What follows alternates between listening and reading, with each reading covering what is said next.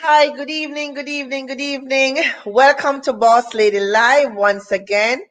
We are now on not our new home, but our new setup where we are only on YouTube Live. So come one, come all. You need to like, share, subscribe.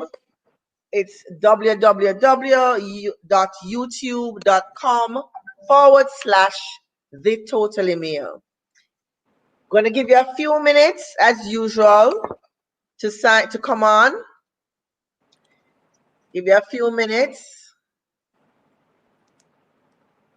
So this evening we have the pleasure of having Dr. Daryl Daly. Hi, Sandra. Thank you for having me.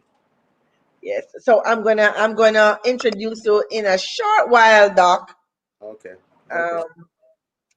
Yes, we have persons joining now because we're normally on Facebook on Samuel Sandra, but we have decided now to just go on one platform because people are all over the place.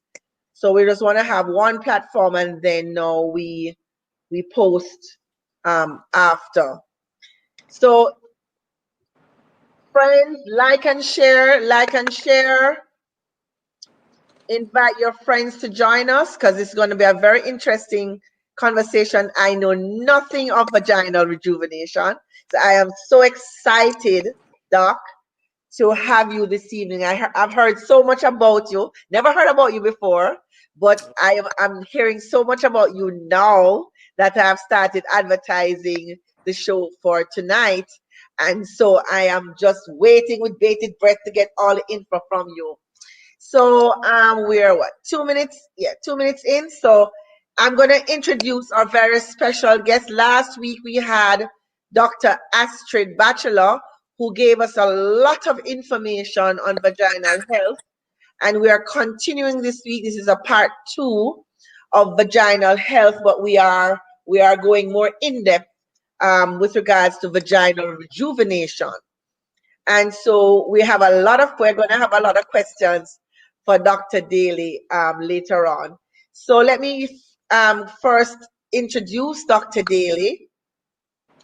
Dr. Daryl Daly is a specialist registrar at the Maypen Hospital in the Department of Obstetrics and Gynecology in Clarendon, Jamaica, where he is active in the training of young doctors, residents, and medical students.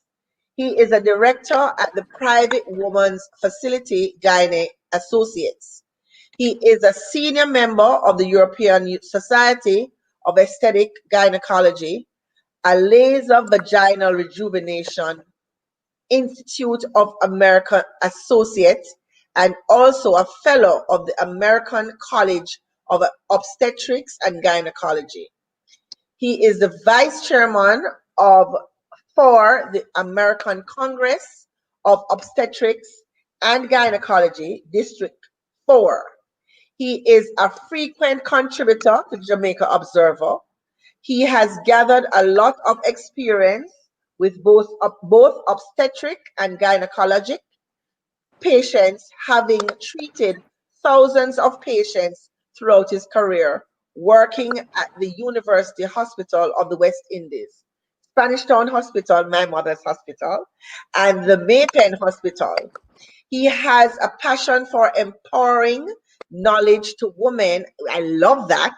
And also believes in giving every patient the utmost in quality and optimal healthcare, priceless. He is sub-specialized in the field of aesthetic gynecology and practices general obstetrics and gynecology. He recently was commissioned as a Justice of the Peace for the parish of St. Andrew, so he's also giving back to his country. Dr. Daly, welcome. Hi, Sandra. Thank you so much for having me. Thank And you he so didn't much. put young and handsome. Thank you. Dr. Thank you. Daly, it is my pleasure to have you this evening.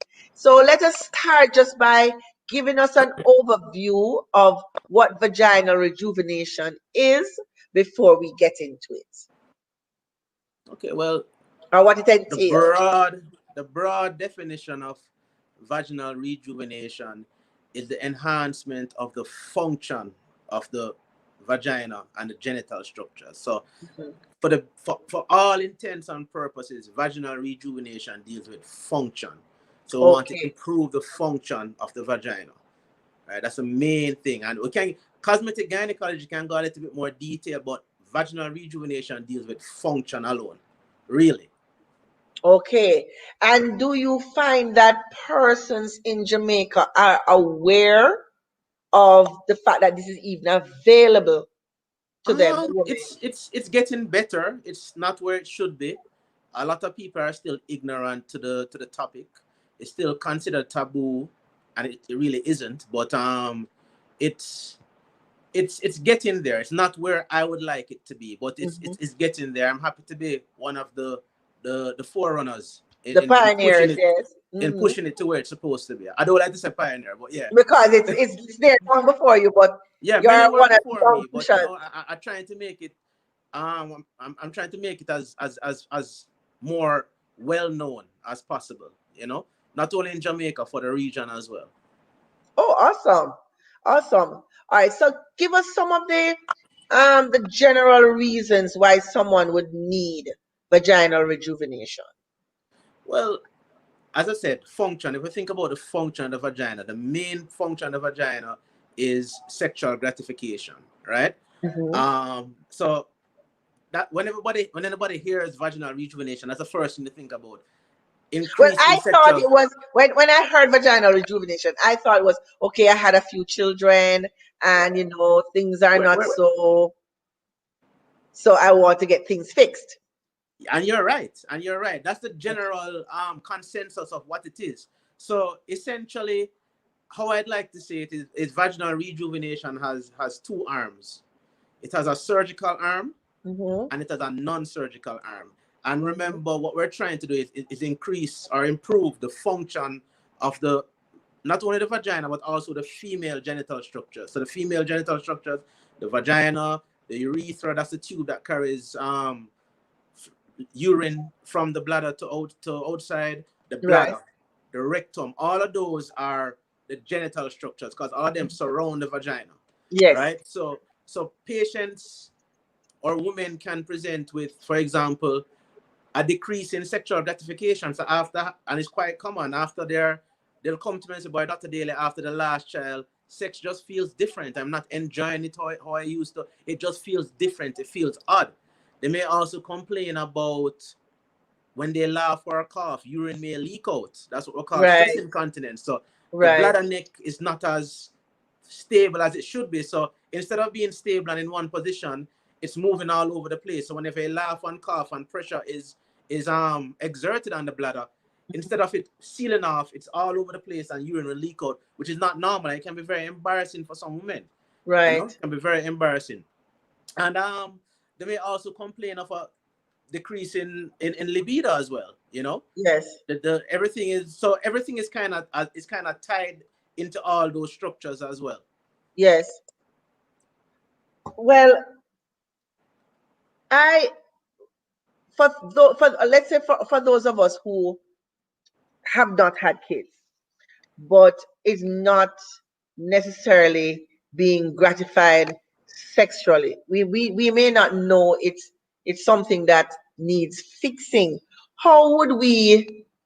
Because most people would come to you if they had kids or Not having a really, necessarily. really, because like I've never really heard of, okay, I've never really gone to the doctor and the doctor have this discussion. Nobody has that discussion. And that is what is the challenge that we are having.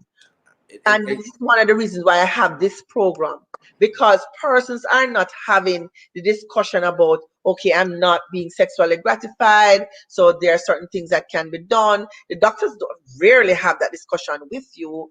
I have never gone to a doctor and the doctor said to me, well, Sandra, how is everything sexually? Never. And I'm 56. it's a You know what I'm standard saying? question for me. It's a Well, standard that's question for me. because, but that's because you're in the business. Hmm. And so I I would I am wondering how would someone know about your services if not through our doctors? What can be done for us to be more aware? Because really and truly, that's what this program is about. How It's can we? Because some of us don't even know that we're not enjoying sex, and you know that, Doc? I know. Some of us don't even know that we're not enjoying sex and what we can do to enjoy sex. Because plenty of us don't read, plenty of us don't ask questions, plenty of us are afraid to go to the doctor. So it is a challenge with many of us who the man is blaming us, it's our fault, or we think it's our fault because something is wrong in the bedroom or whatever. So I'm trying to work out how could we, or how could I help you to be, for persons to be more aware of this service, this very critical, very vital, very important service. Well, outlets like you, for sure. You mentioned earlier when you were reading my introduction, I've Yes, written about this topic many times in the newspaper. I've been on the radio countless times having this discussion. I've been hmm, invited to the presentations that I've done many times. So these are the little things that add up, you know. It's all about public awareness, you know. And yes, as I alluded to earlier, a lot of people are afraid to have this conversation. They may feel cute.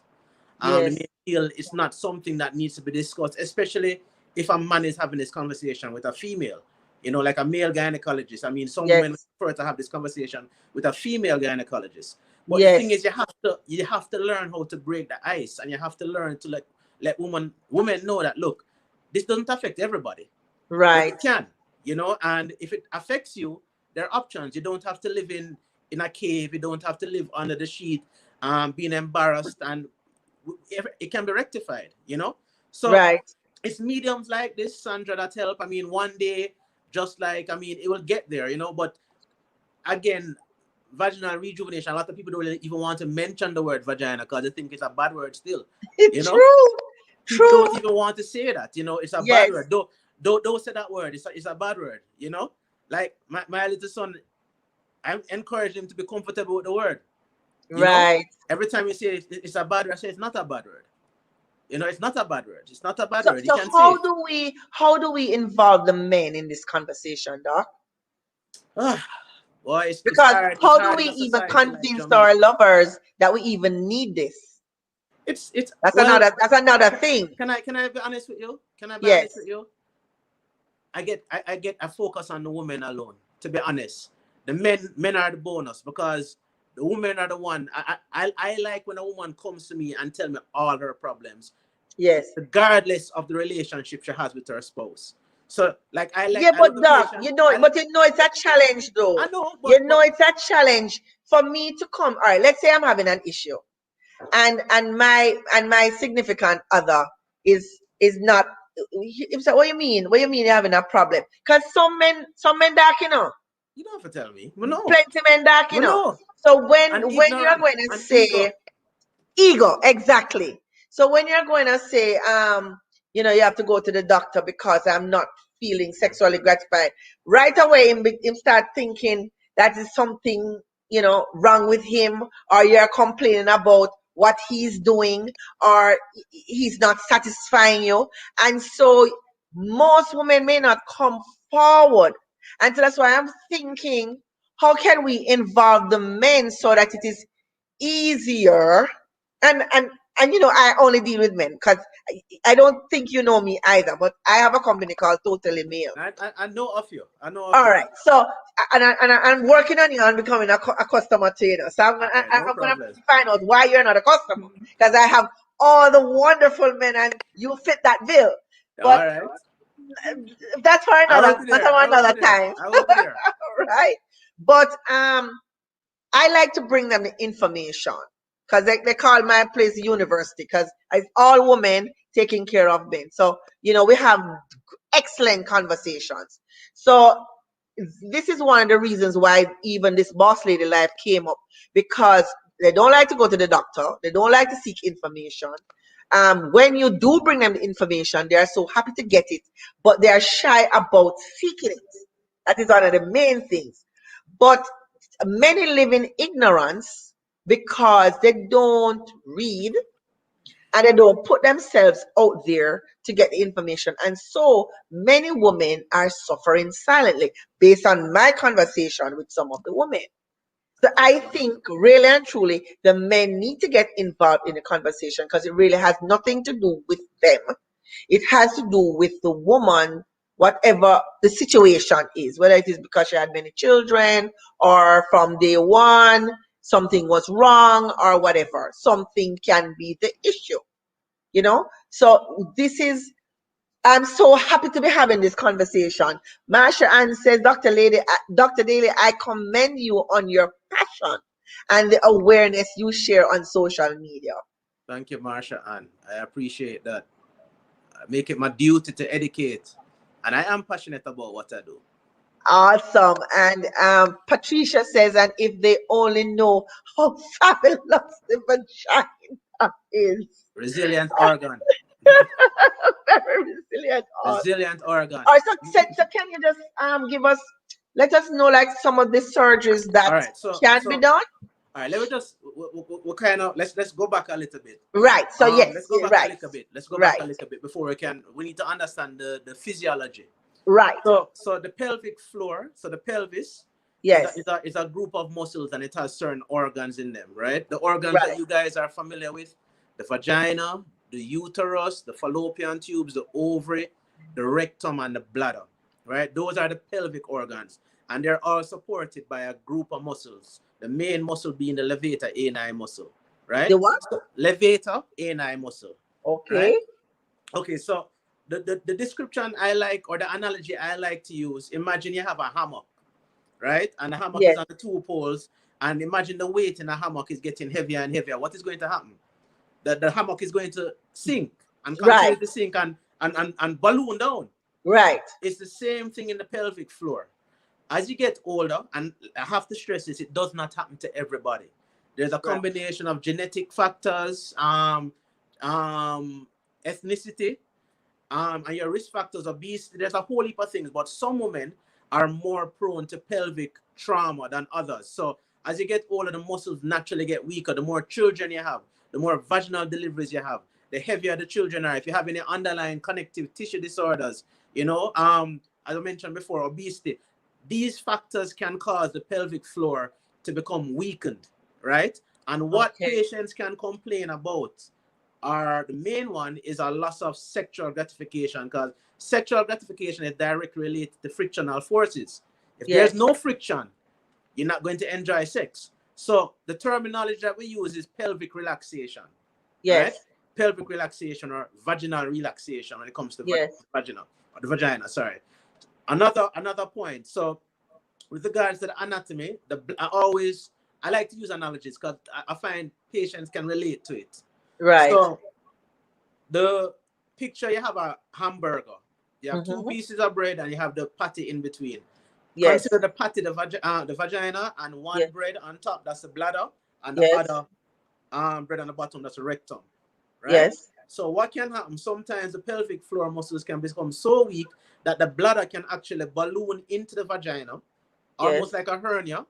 And the rectum can almost balloon into the vagina as well. So what you can have, when you're examining the patient, you'll see the bladder just coming out of the vagina, or the rectum coming up. Yeah, so that's what we call, the medical terminology for that is what we call a sister seal. When the bladder comes down, and the medical terminology for the rectum comes as a rector seal, right? Wow. So these are problems that can happen, and sometimes it can be so bad that the actual uterus can come down as well. I'm sure you've heard about women who have uterine prolapse. Yes, we know about the prolapse. Yes, exactly. So heard about that. Exactly. So you can have the bladder prolapsing, you can have the rectum prolapsing, and you can have the uterus prolapsing. All as a result, the same problem is causing weakness of the pelvic floor, right? Yes. Weakness of the pelvic floor, right? And additionally, as I mentioned earlier, patients will complain of stress incontinence, the laugh or cough, urine may leak out, or they may have difficulty passing stool. So sometimes they may actually have to put pressure in the vagina because the rectum is coming up, and they have to actually put pressure on the back of the vagina to push the stool out. Mm-hmm. You know, so it's a lot of problems you have to when you're speaking to the patient, and all this can decrease a woman's quality of life and her self-esteem. Absolutely. Because after I had I took my uterine fibroids out. I suffered for that for a while. I mean, it went eventually, but you got a little nervous because you said, is this going to be, no, because if you laugh, you have these little squirts. Mm-hmm. And so you always had to have on a panty line or something. Mm-hmm. So I was a little nervous as I was saying to Doc, Doc, is this going to be my life for the rest of my life? And he said, no, Sandra. Actually, no, that was the second time around where I had endometriosis. Mm-hmm. And I had that fixed. You're a walking gynecological book, Listen, I have had so many surgeries. I've had so many surgeries now. I think I can join the medical fraternity. you're a walking but gynecological book. but I'm good. But That's I'm great. good now. That's what Yes, matters. I'm good. Mm-hmm. Because I'm one of those people who go to the doctor every year. Because I'm a you may not know because I'm a 20-year breast cancer survivor. Excellent. So when I say I've had several surgeries, I've had several surgeries. God is good. And I'm still here because I'm on top of things. As soon as I see any little issues, that's why I like to bring the information to people so that they can attack it, because I know that timing is everything. Get into it as soon as possible, getting it, whatever it is, sorted out as soon as possible before everything, gets worse. So Anika says, how does one know when to ask or even say something? Which is what I was saying to you before. How it's a challenge. I know for different people with different things, but people are just generally afraid of seeking the information, and they don't even know what's wrong. that is why we have to have forums like these to make people aware, public forums of Yes. simple things. This is nothing abnormal. This is a Yes. problem that is physiological, meaning it's normal, and it can happen Yes. to women. And we need to be able to know that, look, it can happen and how we can treat it. Because that's what people want to know at the end of the day. How can we fix this problem? That's Right. what I want to know. How we can fix this problem. That's a main issue. And we have to make them aware. Because a lot of women suffer in silence. A lot of women suffer in silence. And speaking about silence now, this question is because a lot of people talk about using blue bomber and all those things. So it says, can tightening take place using natural products, Doc? Not to my knowledge, and I'm not endorsing that. We're going to talk about the tightening procedure, but no, that is giving people false hope, right? That doesn't exist. And I'm not bashing these products, but there's no medical evidence to support it. And at the end of the day, I'm a scientist. Show me the evidence. Right. Show me the evidence. Stop fooling people to believe this can happen. So it's I don't endorse those products at all. I don't think they work. Shireen says, do you do the OSHA? I do the OSHA. And what exactly does it do? All right. So you want me to answer that question or just continue talking about everything? Continue talking. I would say if you're gonna involve the OSHA, because I don't know what the OSHA is. Never heard of the OSHA. All right. So when I say I am totally oblivious to this topic, right? We understand the physiology. Yes. All right. Okay. So when I first came on, I said so vaginal rejuvenation deals with the function of the vagina and the genital structures, right? Right. So you can have two arms: the mechanical arm. Remember, I was talking about right, this, and the non-mechanical arm. Okay. Let's talk. The surgical arm and the non-surgical arm. Sorry. Right. The surgical arm. Let's talk about the surgical arm. So the surgical arm, essentially, that is what we call laser vaginal rejuvenation. Fancy terminology. It sounds good. It sounds pretty. People like it. But what essentially it is, it's a surgical procedure where we decrease the diameter of the vagina, right? So if the diameter is decreased friction will be increased. Right. Correct? And if Yes. friction is increased, sexual gratification will be increased. Correct? Right. So that is a surgical procedure. We call it laser vaginal. You can use a knife, but the reason we use a laser, it's more precise. Essentially, what we do, we open up the bottom of the vagina, the bottom and the top of the vagina, and basically we bring the muscles closer together, Yes. right? Cut off the excess vaginal tissue because it's stretched, and bring the vaginal tissue back close together. And what you're going to have is the diameter of the vagina is going to be decreased. So with the top and the bottom, and you're going to have the opening get much smaller. Right. Right? So that is really the best way to tighten the vagina. That's the best way. Can It's I ask, can I ask you something now? All right. Sure. So would that be something that I would do when I have decided that I have finished having children?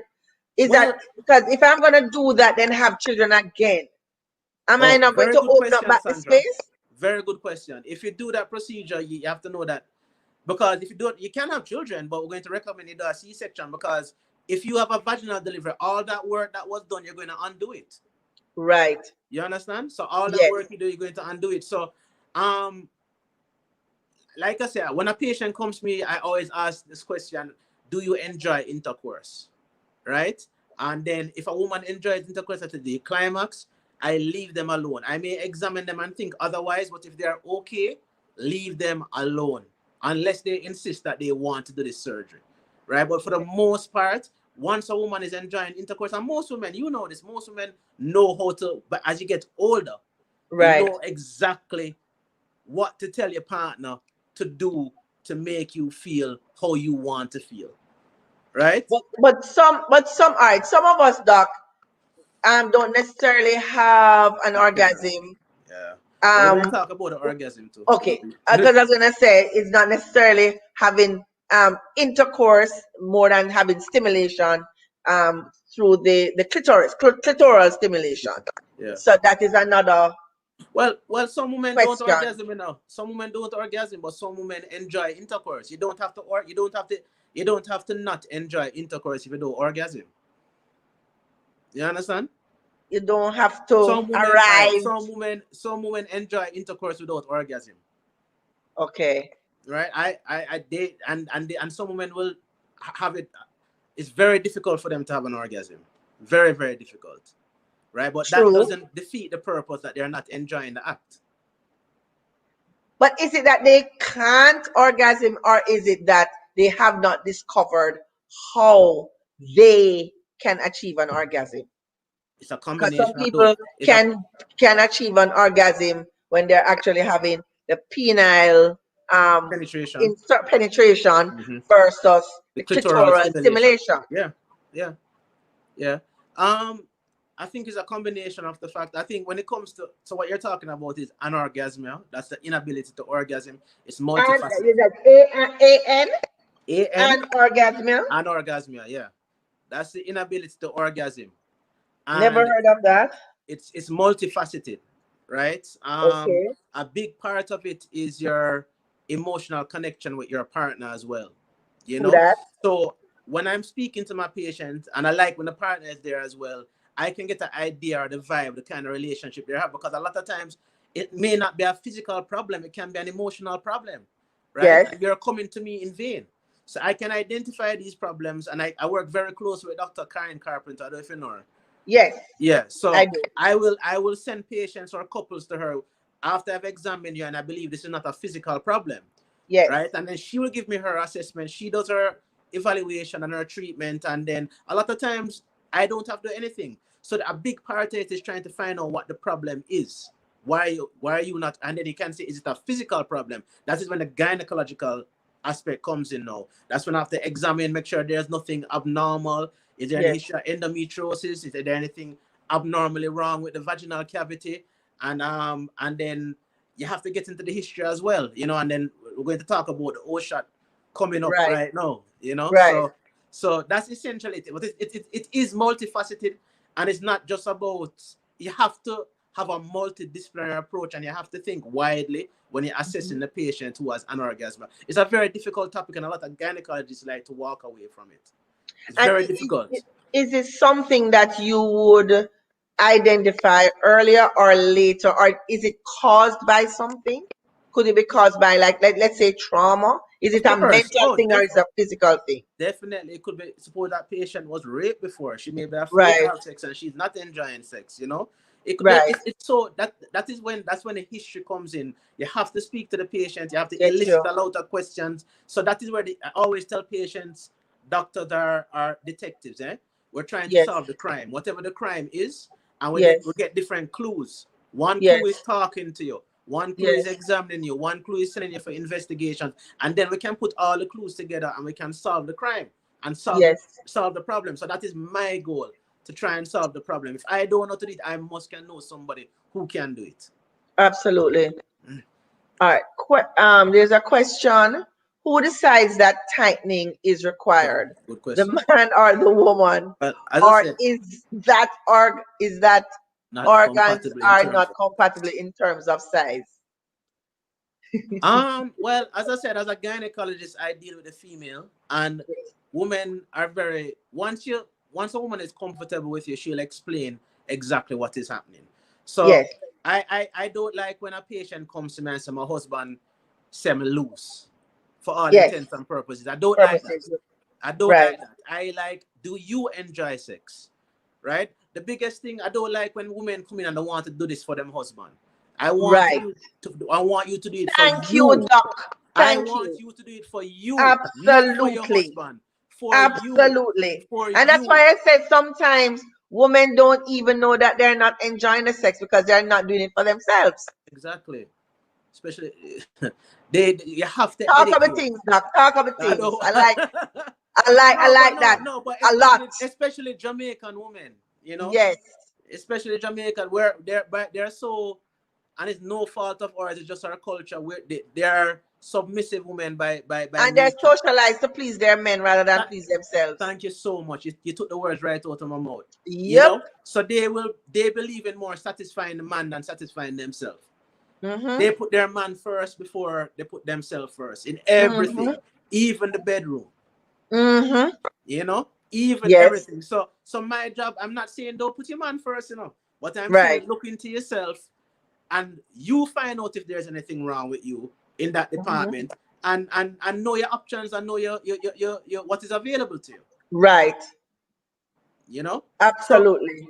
so let's go on. So that's the surgical aspect. We Yes. can get into the, so that's it. It's a day procedure. You come in, we do the procedure, it's about an hour and a half long. You go home within 6 weeks, the area is fully clean and fully healed, right? No intercourse until after 6 weeks. And Okay. the sexual gratification rate, or the what people are happy about, is about 95%, right? Efficacy. Yes. You do have complications, very minimal, but no, every surgery there's a risk of something happening. And you have to let the Yes. patient be aware. You have a risk of infection, you have a risk of bleeding, but it's very, very low, 1%, right? Okay. And the biggest thing is that the doctor can identify the complication and intervene appropriately, right? But for the most part, patients are satisfied, right? Okay. For the most part. And it's pretty straightforward, and everybody is happy at the end of the day.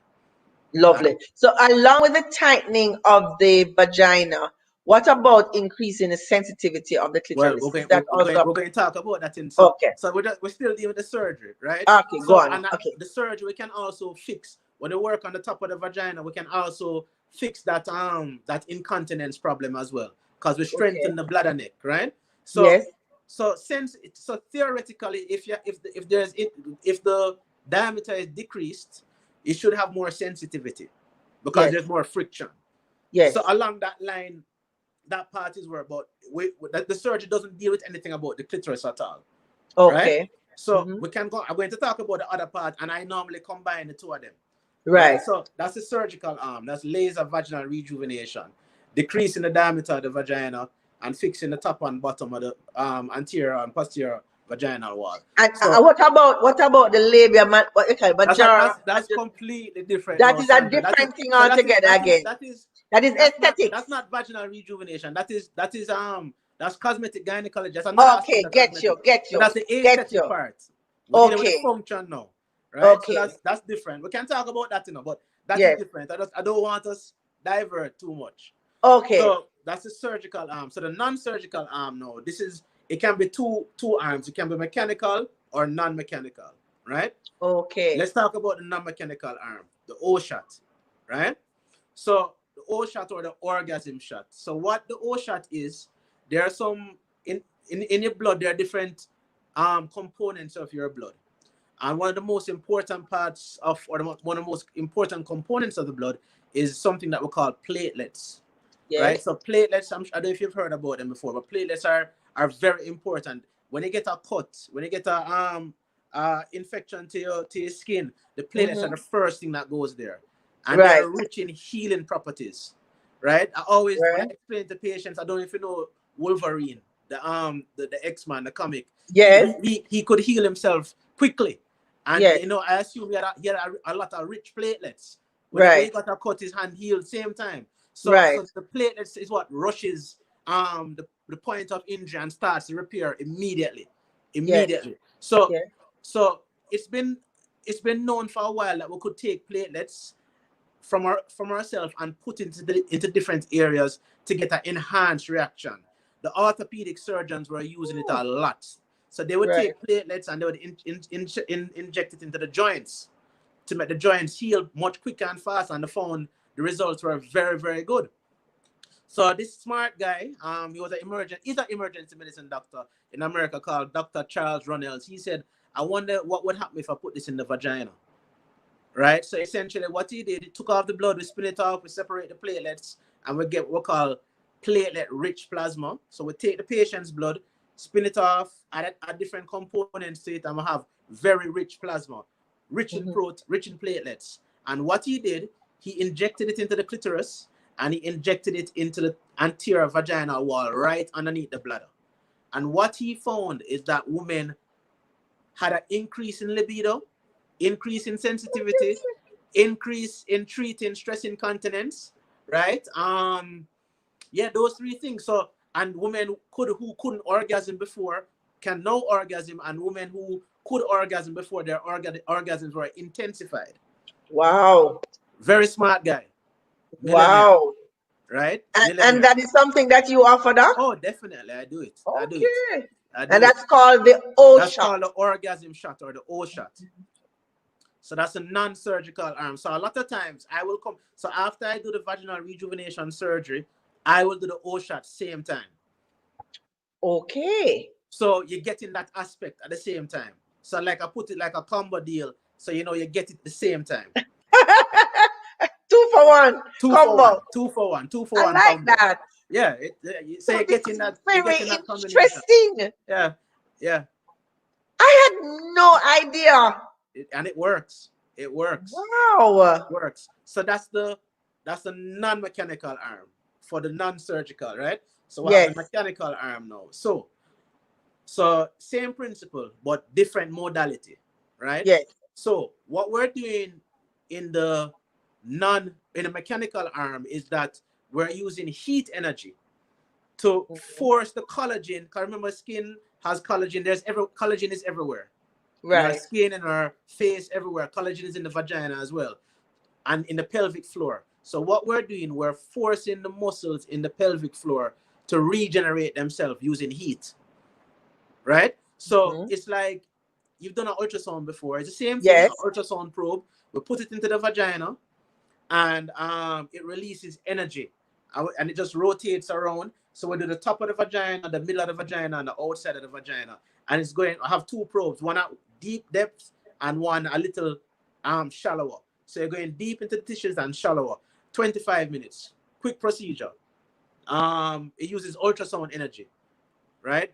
If you look this up, you have other modalities. You can use ultrasound And energy. that procedure is called what? That's called a high intensity focus ultrasound, the HIFU. High intensity focused ultrasound. Focus.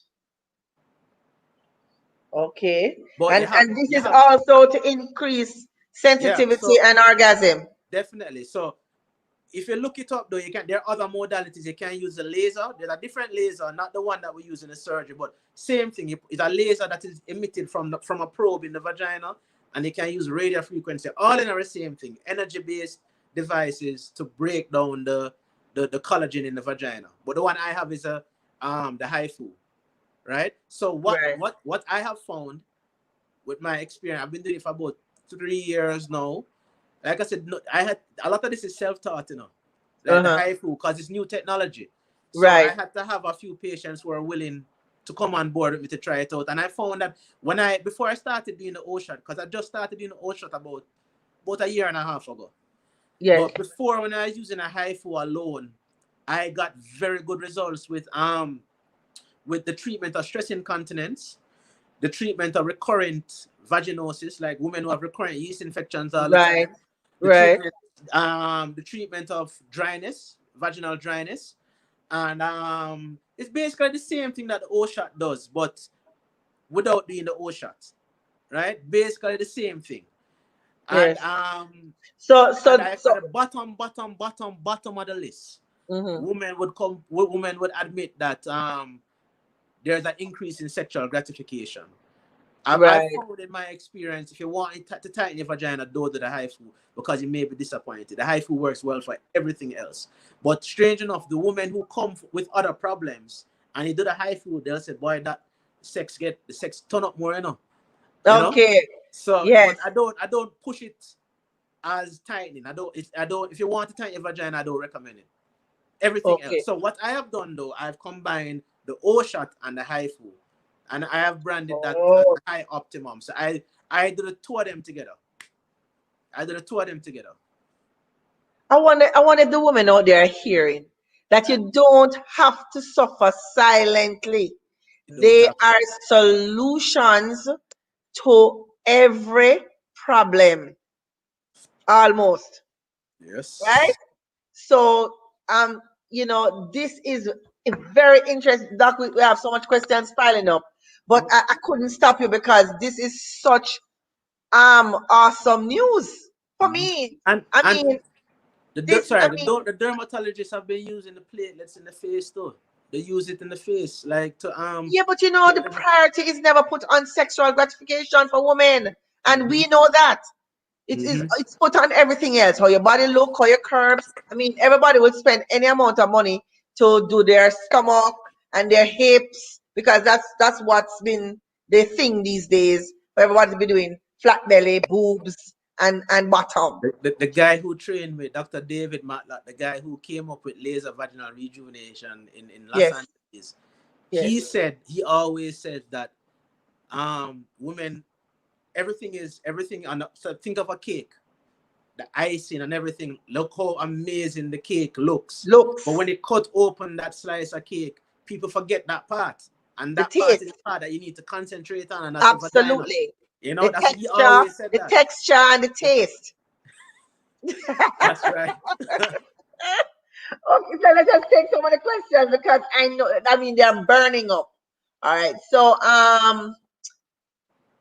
after childbirth, does the vagina return to a tight stage naturally, or is it that some medical intervention is required? Very good question. Very, very good question. Most women do go back to near what their pre-birth tone of the vagina was.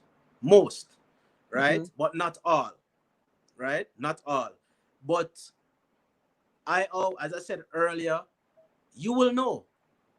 The patient will know. The woman will know. Right. And if you know something is different, you can do. But not everybody. I've had patients that I've examined before, and they've had one child, and they have a lot of vaginal laxity.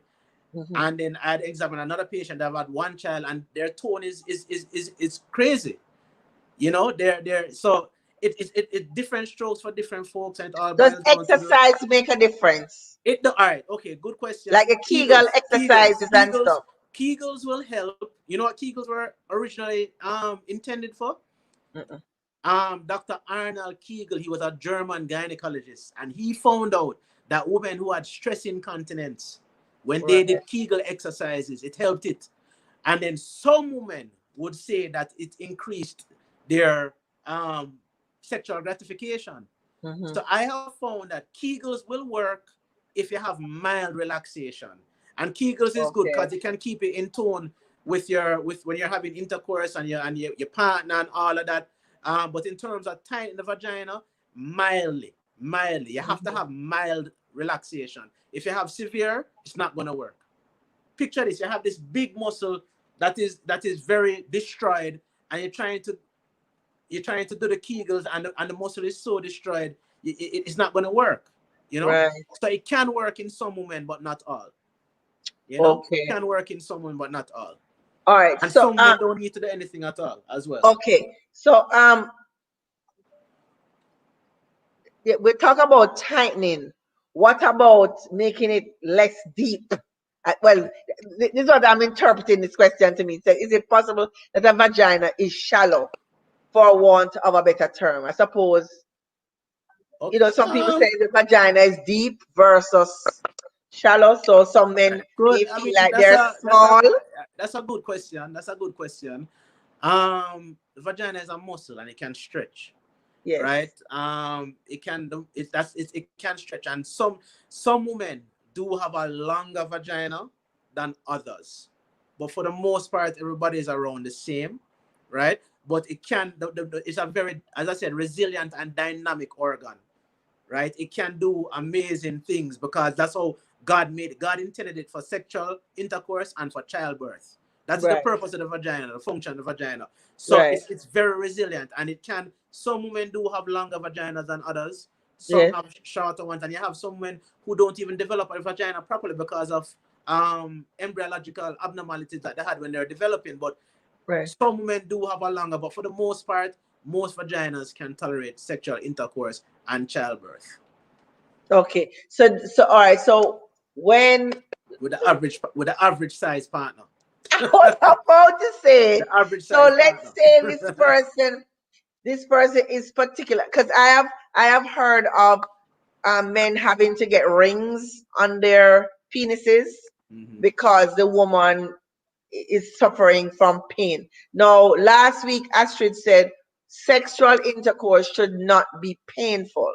So is it that the woman, because it's supposed to be able to stretch to accommodate the size of the penis, or some men are just that blessed?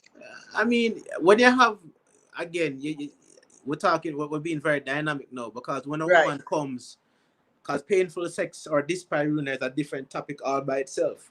Right. And when a patient comes and you talk to them and they say, sex has always been painful, no matter what the partner is, it's usually something deeper than that. Endometriosis is the main cause of painful sex. Yep. Chronic pelvic inflammatory disease is another cause of painful sex. So even though you have to put on your hat as a general gynecologist at all times. So when a patient comes to me, I love the patient that comes to me and says, Doc, I want laser vaginal rejuvenation, or Doc, I want designer vagina. This is what I want, Doc. But I don't just jump into that. I still go into a Right. detailed history, find out everything. When was your last pap smear? I screen all my patients for STIs. Because I'm a gynecologist first. I'm a female Right. healthcare provider before we talk about the cosmetic aspect. So I care Right. about you. So for example, I saw a patient the other day who wanted laser vaginal rejuvenation, and she came to me with an abnormal pap smear. I said, we're sorting out the abnormal pap smear before you even touch your vagina. Right. Because if your cervix is not all right, how are you going to enjoy your vagina? You Right. understand? And I'm not Right. going anywhere. So it's all about the female on a whole. You have to have a holistic approach and find the cause for the painful sex before you have to talk. And remember I talk about this investigation thing and Yes. solving the crime. That's what we Yes. have to do. All right. So Marsha Ann says, what suggestions do you have for women who have had a cervical prolapse in pregnancy? Are there procedures that are best suited post-pregnancy to strengthen the cervix? I don't think she worded that question properly, but cervical prolapse or uterovesical prolapse, it's the same thing. The cervix is the neck of the womb. Yes. Um, Again, that suggests that the pelvic floor muscles are weak for whatever reason. You can't do anything in pregnancy. So what you'd have to do is to assess that patient 6 weeks after surgery and see Yes. what the problem is. Is there any other bulges coming down? Is it just the uterus coming down? There are surgeries we can do to pull back up the uterus. Suspension surgeries. We can do them vaginally or we can do them laparoscopical or laparoscopy keyhole Yes. surgery or Yes. open. So basically, what we're trying to take ligaments and pull the uterus up and suspend it back in the pelvis where it's supposed to be. But we can't touch it when you're pregnant, and we have to, because pregnancy is a dynamic state. Again, I like to use that word dynamic because it's real. And Yes. within 6 weeks after the pregnancy, the body is, you'll be surprised how it will come back to normal. You know, Yes. so you can reassess the patient again at 6 weeks and see. But you can treat prolapse depending on where it is and how far it is. It can be treated. Suspension procedures. Okay. I guess this person is talking about the platelets. Just saying, she's asking, so you use the blood from the patient to inject Definitely. it back into the Definitely. vagina. We use the patient's own blood.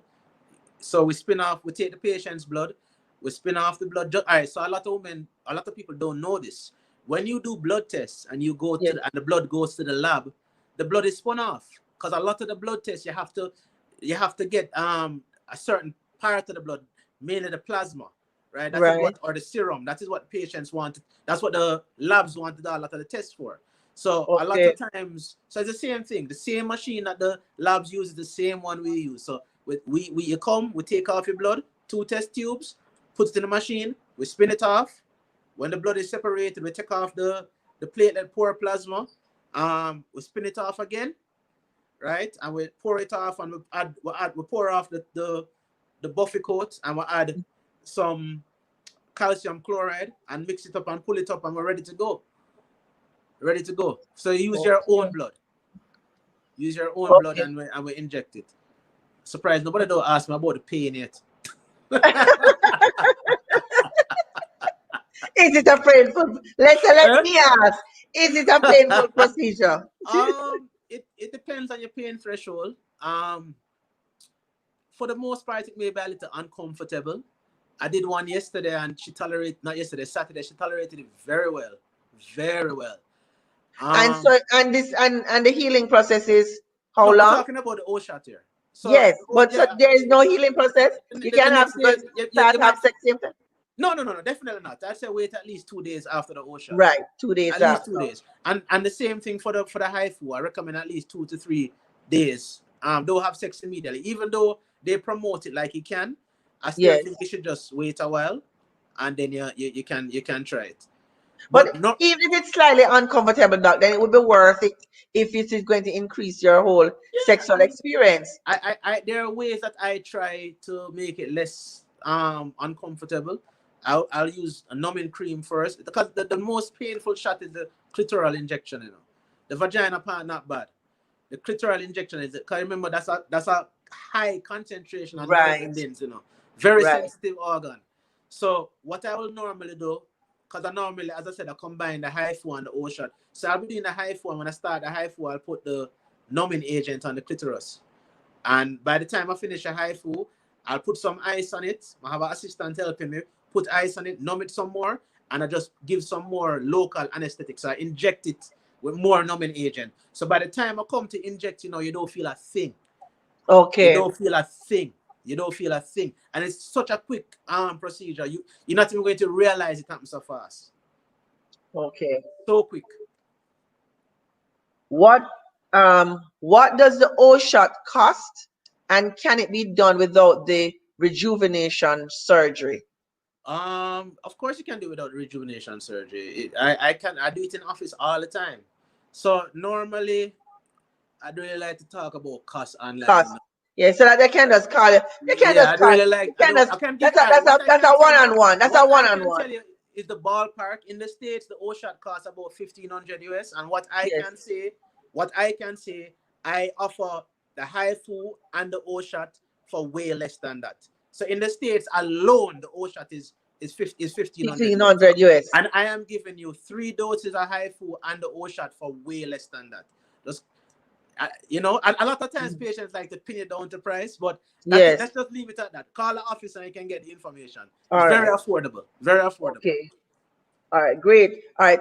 So says, is there any side effects after taking the O-shot? Remember, we're using your own blood. So the biggest side effect is just a little discomfort. You can't get an allergic reaction to your blood. You can't get any pain and swelling to your blood, you know, from your own blood. So it's safe. It's safe. As I said, the only thing, you might have a little spotting after because we inject the vagina, and you might have a little discomfort. Most of my patients, usually within a day or two, it's gone. Even in the Right. evening when I call them, they're fine. They're fine. I figured, well, I know this answer to this question. I said, "Good night, doc. Let me ask you this: what happened if you were physically abused? Would that cause you to lose your sexual Most desire?" definitely. Most definitely. So you're going to need a multifaceted approach, multidisciplinary approach. You have to get the psychiatrist involved, the psychologist, the counselors. It's not just about me alone, you know. Right. Rape has a big psychological component. Most of it is psychological, right? That I can't fix, and we need to work together. I can fix the physical part, but a lot of rape victims, which I've dealt, Rape or beating. I think abuse was can be beaten. What was it? It was physical beaten or physical abuse. physical abuse. Okay, Yes. well, um, it can still. You still have to use the counseling. Because it's a mental. It's a It's a mental. mental. With women, sex is It all mental. boils down to the brain. Yes. You know, it all boils down to the So brain. just fixing sensitivity alone would not It's definitely work. not. Definitely not. That would require psychological help. Okay. Some women claim that they don't have frequent sex because they are saving the vagina for their husband. Isn't frequent sex exercising the vagina? Having a lot of sex, Yes. frequent sex can lead to pelvic floor trauma. Okay. So we spoke about pelvic floor trauma and relaxation. So repeated intercourse definitely over a lot of time can result in the pelvic muscles And we're getting not weak. just talking about rough sex. No, Any we're not kind of talking about sex.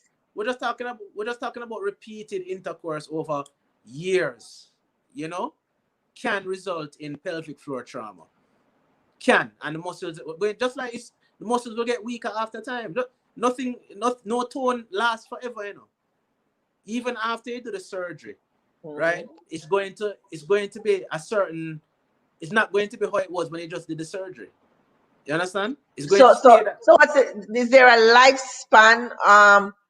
Let's say, okay, certain surgeries that say, okay, you have to redo it or you have to do a No, touch up you rarely. after a certain amount of time. No, No? most women will be satisfied for the rest of them life, right? What you Okay. do have to redo though is the O shot. The O shot usually lasts around 18 months. Okay. Yeah, That's good that will information to wear out know. after a while. And the high food the high food you normally give, I give booster shots every 6 months. That will, because the Oh, collagen is wearing down after a while. So we right. have to rejuvenate the collagen. And the platelets going to dwindle away after a while. So we have to rejuvenate the platelets. Same Get you. principle. Same principle. But Get I you. have had patients, like I saw one the other day. In fact, she was one of the first O shots I did. It was a friend of mine. Like when I started about 2 years ago. And Yes. she's perfect now still. She said, Daryl, no problems. Awesome. So, all right. So is that all right? So have we covered all the internal stuff? So I wanted to speak a little bit about the clitoris and the labia Yeah, man, we're finished. That's rejuvenation in a nutshell. in a nutshell. A All right. nutshell. So all right. So let us explore on the outside now. Okay. The aesthetics part and So the yeah. sensitivity part. So that's what we call. So you have laser vaginal the same guy, Dr. David Matlock. He is the Mm-hmm. pioneer in cosmetic gynecology. He came up with the terminology vaginal rejuvenation. You Yes. can't mention cosmetic gynecology and not mention David Matlock, right? Yes. So he termed laser vaginal rejuvenation, and he also termed designer laser vaginoplasty. So Designer. So what's the designer difference laser with the designer now? the designer laser vaginoplasty that deals with the aesthetic enhancement of the female genital structure. So remember, laser vaginal rejuvenation is function. Okay. Right. Okay. And, Right. and, and designer laser vaginoplasty is aesthetics, Right. appearance, how it looks. Right. The cosmetic surgery of the vagina, if needs be. If Right. needs be. And you have a whole list of topics, but a whole list of different kind of surgeries. But the most popular one is what she Mm-hmm. spoke about earlier, what we call labial reduction or labiaplasty. Right, because Right? some people say that their labia hang down, Yeah. or So that's the most the common skin one. is So loose. correct, correct. Yes, So it's called the minor. It's what we call labial hypertrophy. Again, genetic predisposition by the anatomical definition of. So you have the outer lips and the inner lips. right, By definition, the inner lips, the minora, are not supposed to surpass the outer lips. right, Right. So right, anytime you have that happening, that's labial hypertrophy. Sometimes it can get so bad to the point women are ashamed to wear certain pants. They're afraid, even when they're exercising, it may get in the way of them exercising. They may be embarrassed, even when they have a new partner. They don't even want to take off the underwear because right. they're ashamed of it. Right. It, So it it does. can really lower. Is that from childbirth, or that is just It is from I just it's from childbirth, and as you get older, the labia will get longer because of okay, it's growing. It's growing still, you know. okay, okay. So It's it has growing, but there's different. nothing. It's nothing No, traumatic. people like to think about trauma and them have too much sex, and no, it has nothing to do with that.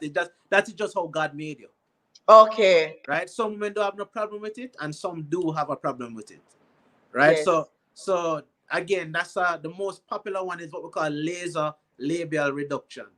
So we can just basically essentially trim down the inner lips to make it look more aesthetically pleasing to what the lady wants. Some women want it to go down all the way. Some women just want a little bit. You have to be guided from what they want. They'll tell you what they Right. want.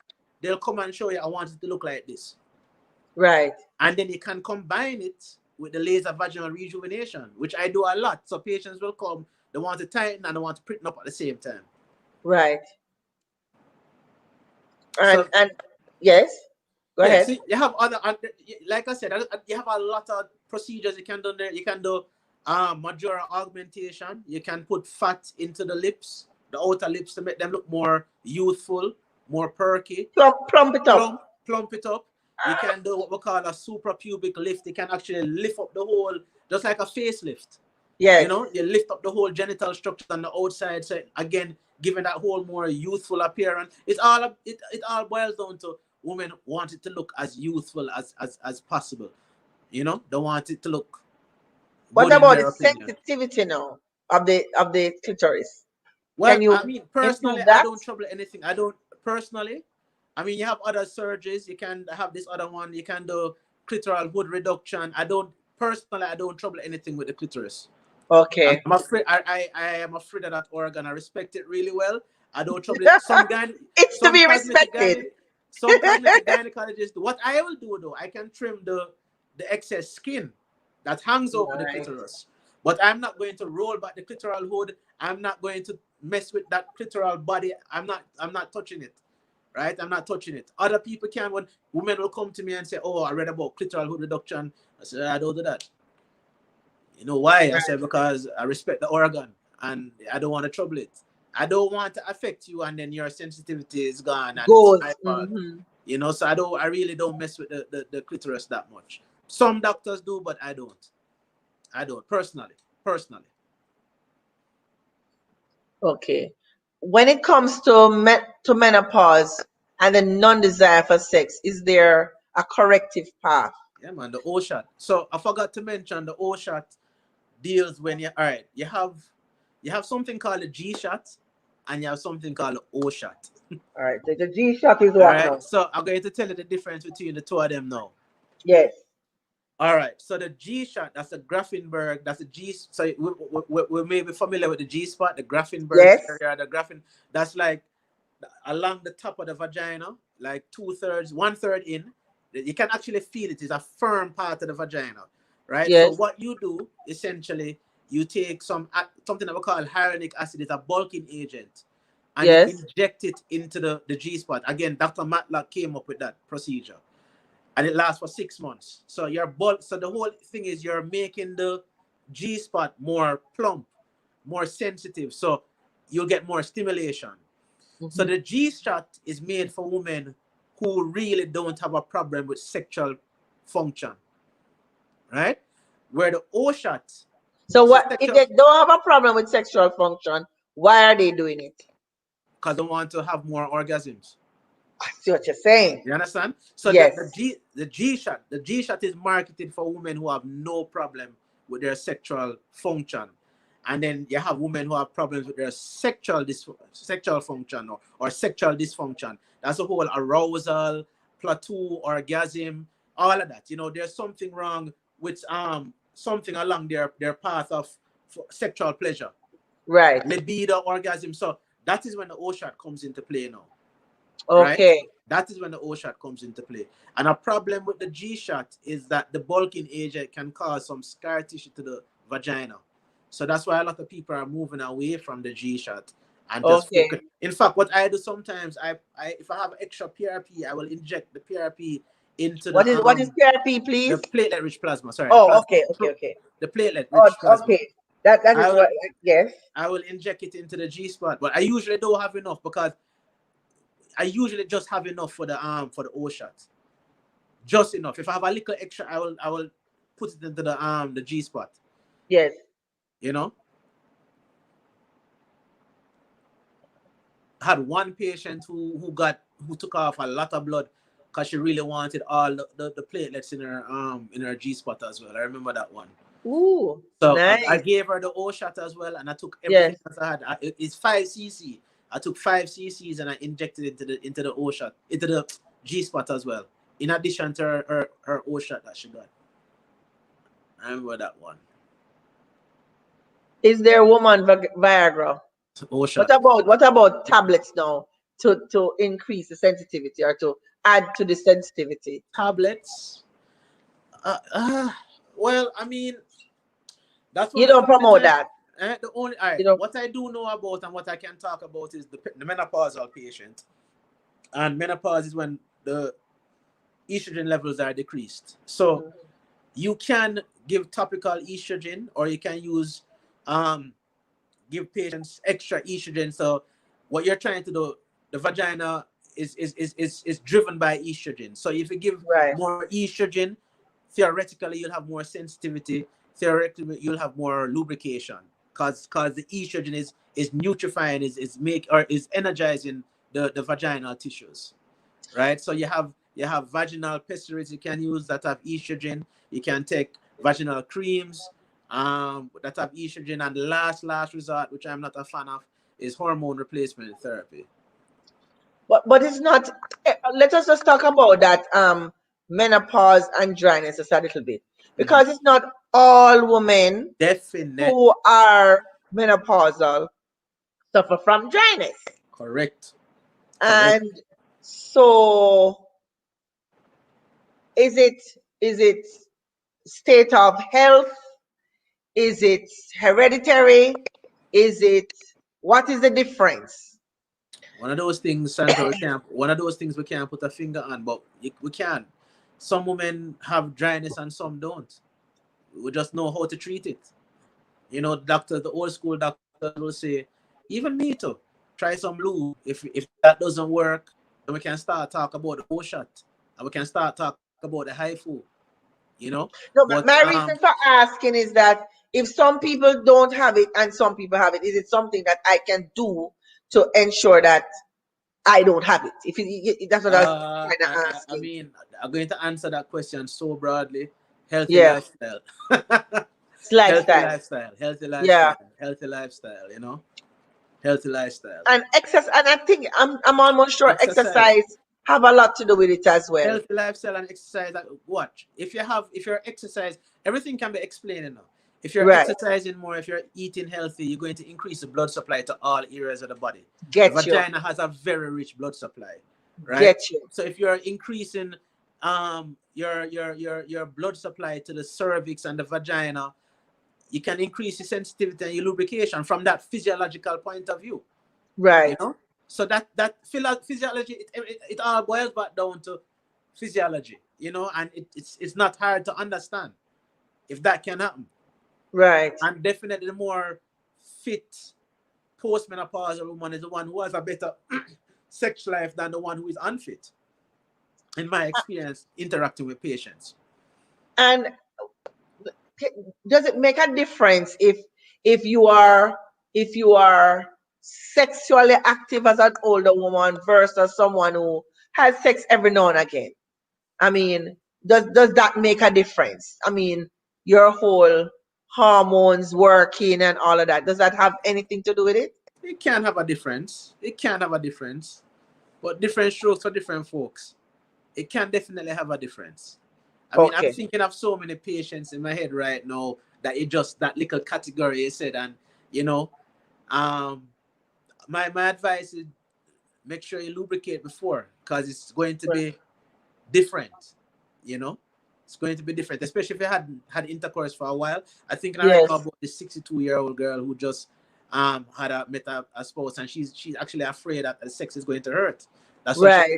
So I examined her and she was fine. The vagina was moist already, and I told her, don't worry, just take your Yeah. time. Use your lubrication. If you have any doubt, check your gynecologist before you do anything. Right. Right. Right. Very good question, because a lot of people don't have, as you say, don't have orgasms. They don't even know how to have an orgasm. The G spot is supposed to be a well-known area, as it is made out to be. Is there a specific location? Is everybody owning the same spot, or is it different It, for everybody? you'll feel it. I mean, it's right on the top vaginal wall. Just feel like if you look right where the urethra is, that is where the urine comes out of. Just Mm-hmm. use that as your midline and just run your finger all the way in along the anterior vaginal wall, and you can feel the difference in texture because it's much firmer. It's much firmer. Okay. So if you run your finger along the top of the vagina, you'll feel the difference coming close to the outside.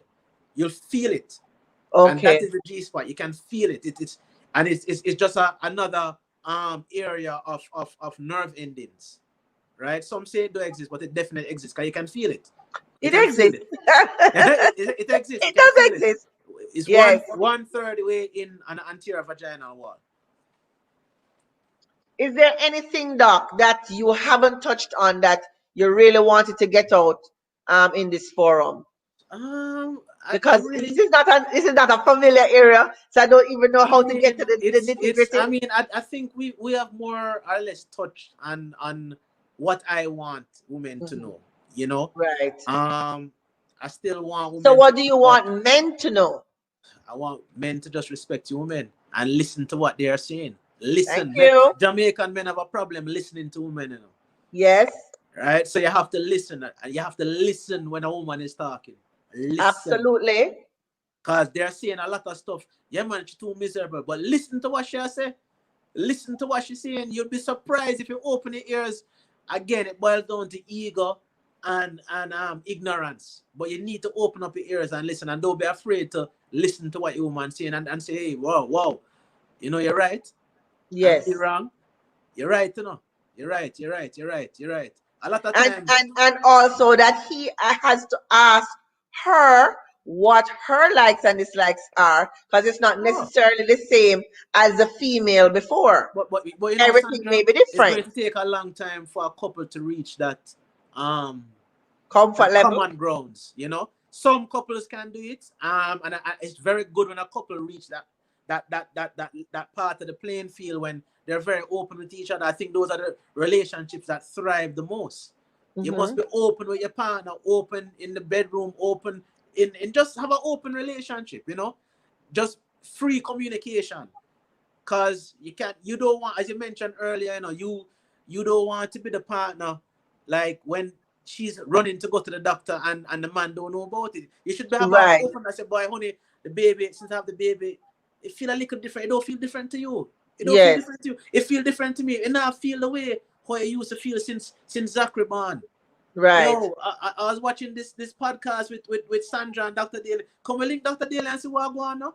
Absolutely. You understand? Absolutely. So, That is it. a question here. Do you practice in Kingston or Portmore? Kingston, Portmore, and Clarendon. And how So, can we find you? all right, I'm on Instagram at Dr. Daryl Daly, OBGYN. All my contact information is there. Everything, all the office information, all the office phone numbers, my email address, drdaryldaily at gmail.com. That's my personal email address. When you email it, it's me you get in. Okay, You know, great. so I'm readily accessible. Readily. Lovely. Lovely. Dr. Daly, it has been amazing. I have learned so much, and I'm so happy to hear that there's just so much help out there for the women who need it, Definitely. because so many women are suffering silently without trying to get the information. So this podcast will be posted on our Facebook page, on YouTube, and so the information is there. Listen to it, re-listen to it, listen to it, listen to it, listen to it, and go and visit Dr. Daly. And visit a gynecologist as well. Just Right, it's about go to a gynecologist once a year. Make sure, like Sandra does, make sure everything is all right. Make sure everything is absolutely. it's called your well woman visit. It's about the woman I first like before that. the You're a vagina. well woman visit. I like Well that. woman visit. You don't have to have a problem to visit a gynecologist. Go to Absolutely. your gynecologist. Listen, the gynecologist is the first female healthcare provider. You know, you go to them and they can tell you to go wherever you need to go. We're the one of the very few specialists that you do not need a referral to come to. We're It, specialists. it We're was so just like refreshing. It was so refreshing when Dr. Bachelor said last week that she actually asked her clients, "How is your sex life?" Because the truth is, I don't recall ever being asked that a question lot of doctors are afraid to ask that, and you need to. unless In you fact, bring it up. I have a sexual gratification questionnaire. It's about 15 questions that I made up myself.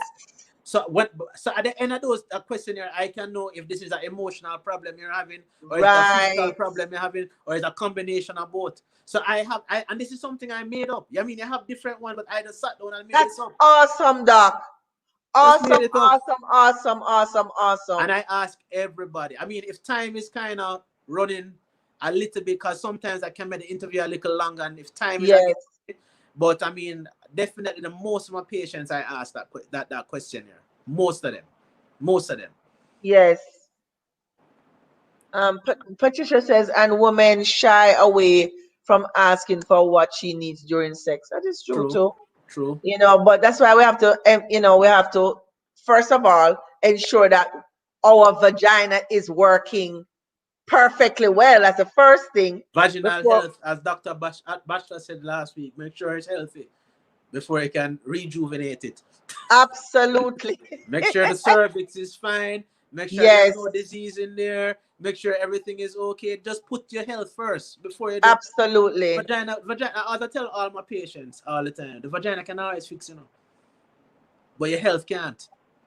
Right. You know, if so just sort out your health first before we sort out everything else. Don't worry about that. That part can sort out.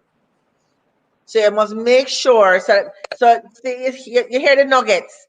Yeah, man. Ensure the vagina It's is healthy, of healthy before you do it, before anything else can be done. course. Your health is your wealth, It is. right? And to have a happy, because this program, Boss Lady Life, is about you achieving your ultimate happiness in your life. Because that is all I am trying to do right here. Make sure you get information so that whatever you need to fix whatever is wrong, the information that you need to upgrade, because we're all about upgrading. And as we get older, we want to get satisfaction out of life. And it's not, contrary to popular belief, it's not the man alone that's supposed to enjoy sex. Women are to enjoy sex as well. But if the vagina is not well, your chances of enjoying sex Well said. is reduced. Well said. Well, Right? So thank you, thank you, thank you, thank you, thank Sandra, you, Dr. remind me Daly. to just reach out to me. I'm going to send you. I want because you have the platform to do it. I do Yes, too as well, to a lesser extent. But just there's a book, the OSHAT book that Dr. Ronells wrote. The same guy who invented it. yes. I have an electronic copy. I can send it to you, Lovely. and you Yes, can send it to whoever needs to read. Because I normally, when a patient comes to me, I let yes. them read. I said, do not come to me until they finish reading the book. Okay, You have great. to read the book before you, and I quiz you on it. You have to read the book before you come to see me. If you You know, before you do one the ocean question though, is there anybody that you would say is not a candidate for the ocean, for any kind of procedure? um, Is there yeah, I a would have to sit down and think about it. Definitely, like for example, I'm a bit hesitant about doing repeat surgeries. right? Cause and especially because the vaginal rejuvenation again, it was it's just we were taught that in our residency, Remember the treatment of a prolapse of the bladder coming down and the rectum coming up is essentially vaginal rejuvenation. Yes, But I just went to learn the way Dr. Matlock did it and branded him. He branded me like that. But right. part of our training as a gynecologist is to fix a rectal prolapse, a rectum prolapse into the vagina, and a bladder fix prolapse into the vagina. So I was doing this before I even became a gynecologist in my training. Okay, get You you. understand? So it's just about the Yes. branding. So I mean, I'm a bit hesitant about doing repeat surgeries for whatever reason. Um, And you would say mental state too. okay, yeah, I would, I yes, just about to say mental state, and like I like to not encourage the patients who are doing it entirely for their husband. absolutely. You know, I like to. I said if you're doing it for him, I really don't need. I don't. I'm not happy doing this. I'm not happy doing this. And like, I mean, I'd bring him in and we talk, and I don't like to do it for the husband. I've done it one or two times, and the patient wasn't happy. Right. I guess because Because she's doing it under duress. yeah. Yeah, So since then, I'm a little bit resistant to do it. I'm a little absolutely. bit resistant to do it. I'm a little bit resistant to do it. But I mean, I can't really think of anything off the top of my head right now. Everybody's individualized, and I haven't had anything. I haven't had anybody that I said no, you're absolute contraindication as yet. Yes. And I've been doing it officially for about 4 years now. I haven't met anybody like that. You know, I haven't Yeah. had any situation like that as yet. One final question. Shireen is asking, is a Polyps. cervical polyps harmful No, or they're can it not. stay? No, I wouldn't recommend they stay because they can get bigger, and if they get bigger, they can cause a lot of bleeding after sex. So what a polyp is an outgrowth of the cells in the cervix coming outside of the cervix. So it's almost like how I like to describe it to the patients, because the cervix if you look on the cervix, is like a pair of lips, right? Yes. A top lip and a bottom lip, right? Yes. So a polyp is like a tongue hanging out of it. Oh, Right? So if you have this tongue, this fleshy material that's hanging out, anytime the penis hit it when you're having sex, that's you're going to pain. irritate it. You're going to have bleeding. Okay. And you're not really going to have any pain. You're just going to have a lot of, you can bleed heavily. Okay. So you have to remove it. So if it gets big, and it can have some implications in infertility as well, it's best to Okay. take them out. They're not cancerous though, but it's Okay. best to remove them. And they're easy to remove. Just twist them off. Okay. Okay. Okay. So excellent as usual. Oh, I feel so full because it's just so much information that I Yes. never had before. A So I lot of just want to say information. thank you, Doc, and I will hold you to sending me that book, Yeah, man. Just I'll um, WhatsApp it to you now actually. please, I'll and send it thank to you. you. And I will definitely forward it to my guests, my viewers.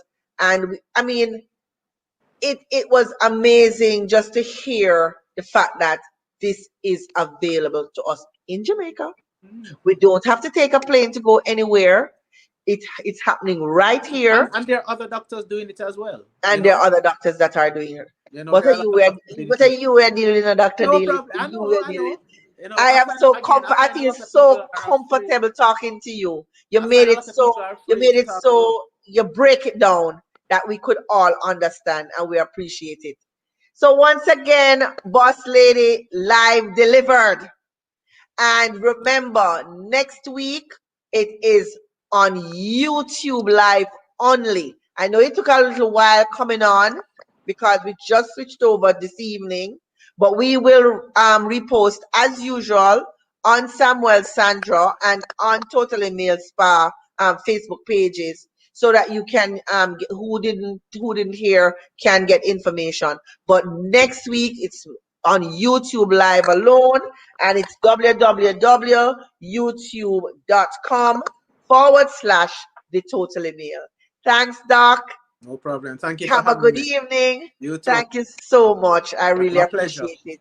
My pleasure. All the best, folks. See you next week.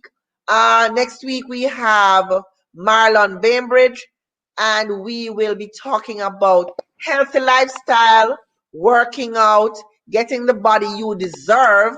And if you know Marlon, you know he is the number one body shaper around town. So join me next week when we continue to talk about healthy lifestyle, happy life, and just continue to live well. See you Right. next week. Thanks again. Thanks, Doc. No problem. Bye.